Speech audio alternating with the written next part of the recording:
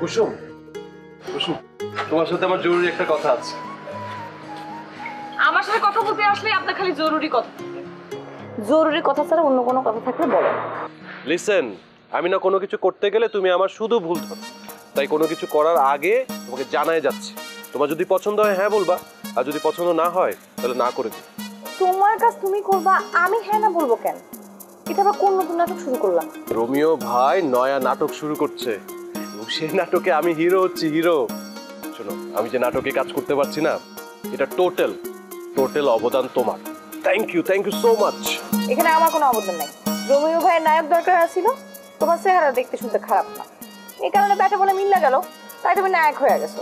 এখানে আমার কোনো কিছু করার নেই। তুমি বিনয় করে নিজের অবদানের কথা স্বীকার করতেছো না, কিন্তু আমি নীরব সারা জীবন তোমার এই অবদানের কথা স্বীকার করে যাবো, আই প্রমিস। ও এই কথা জরুরি কথা?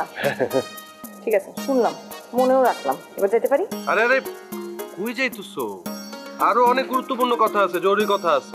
আমি যদি এগুলো বললে না যাই এখন, তুমি আবারও আমার দোষারোপ করবে, আর সেই দোষারোপ আমি আমার কাঁধে নিতে পারবো না। আমি তো সেসব করবো কোন দুঃখে? আমি তোমার সাথে কথাই বলতে চাই না। এখানে থাকি, দেখা হয়ে যায়, তাই কথা বলি। এখান থেকে চলে গেলে দেখাও হবে না, কথাও হবে না। লিসেন, তোমরা আরো 2 মাস আছো, 2 মাস অনেক সময়। এই 2 মাসে তোমাদের সাথে অনেক কথা হবে, অনেক কথা কাটাকাটিও হবে। তাই কথা নিয়ে আর কোনো কথা বলতে চাই না, কাজের কথায় আসি। ও, এখনো কাজের কথায় আসেন নাই? তা এতক্ষণ যে কইলেন ওগুলো সব অকাজের কথা? ওইসব কথা আগের ভূমিকা ছিল, এখন বলছি আসল কথা।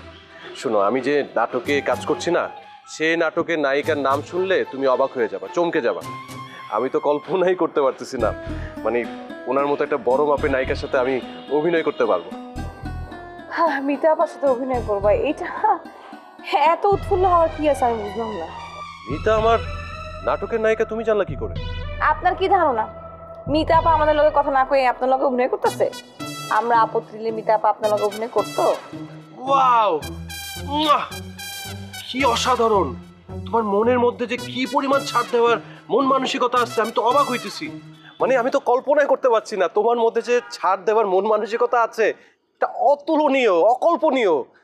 না না না, আমি তোমায় বুঝাই বলছি, আমি তোমার সাথে কিন্তু বাড়তি কথা বলছি না। হ্যাঁ, আমি যখন ইউনিভার্সিটিতে পড়তাম, আমার ফ্রেন্ডরা, হ্যাঁ, তাদের বান্ধবীদের কাছে একদমই ছাড় পেতো না। মানে আমার বান্ধবীরা তাদের বয়ফ্রেন্ডদেরকে এমন টাইটের মধ্যে রাখতো, যদি ওরা গিয়ে অন্য মেয়ের সাথে কথা বলে তাহলে বিরাট মাইন্ড করতো। আর তুমি ডিফারেন্ট, বুঝছো? তুমি যে কি বড় মনের অধিকারী আমি বলতে পারবো না, বুঝছো? এই জন্য তুমি সবার থেকে আলাদা, এই জন্য তুমি সবার থেকে অনন্য, বুঝছো না? হইছে, অনেক চাপা মারছেন, এবার একটু বন্ধ করেন।